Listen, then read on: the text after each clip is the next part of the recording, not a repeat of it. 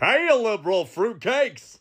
Vladimir Zelensky, let's talk about him! Now, I don't think there's a person on this app who doesn't know what happened today between Vladimir Zelensky and Trump.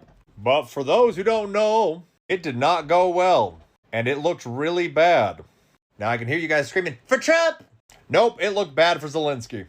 And here's why. The purpose of this meeting was to sign a mineral deal between America and Ukraine, as well as to work on discussing diplomatic resolution to this conflict. And guess who didn't come with any sort of diplomatic solution to the conflict? Zelensky!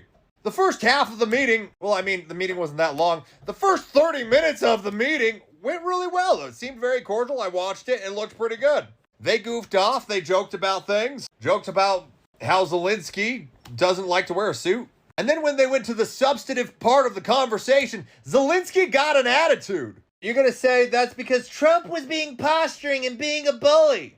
No, Trump was pointing out the fact that without the United States, Russia would have steamrolled Ukraine. So let's look at some numbers, shall we? Population. Russia has approximately 143.5 million people, while Ukraine has 38.8 million people. So, hypothetical scenario, if the United States did not intervene, if the world did not intervene, from a sheer population standpoint, Russia has more people to toss at this conflict and would eventually win. Now, of course, we don't want that, which is why we intervened. But we did not intervene directly. We intervened monetarily, because intervening directly would have escalated the war. And that's the last thing we want. Now let's look at the monetary side of this. The United States has given $175 billion to Ukraine, while NATO countries outside of the United States collectively donated $430 billion. That's collectively. And that brings us to Trump.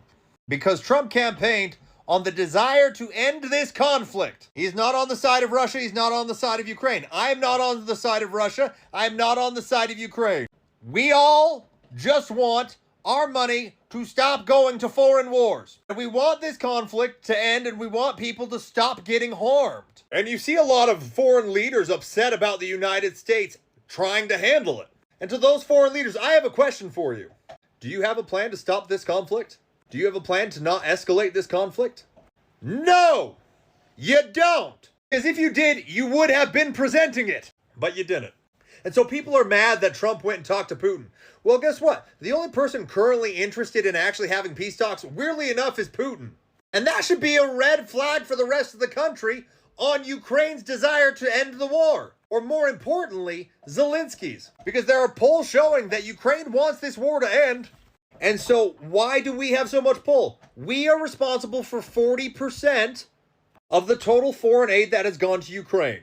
And so Zelensky got really butthurt today when Trump basically pointed out that Ukraine is all bark but no bite without the United States. That they do not get to use the United States as an excuse not to work on peace talks. Now, Zelensky said he wanted guarantees.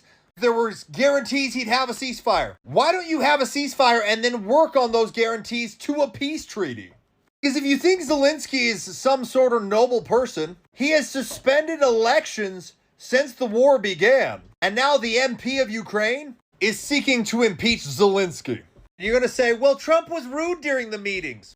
No, he wasn't being mean. You don't get to come to a country and act like they didn't do anything for you when they write your checks. I've had the same opinion about people who live off their parents' money and then start attacking them. You should be kissing the ground they walk on. As long as you're being supported by somebody else, you don't really get a say in the matter. You go, yes, sir. Thank you, sir. How can we move forward? And let's all be real. You know you messed up when Lindsey Graham, who does not like Trump, said Ukraine messed up. Have a good day.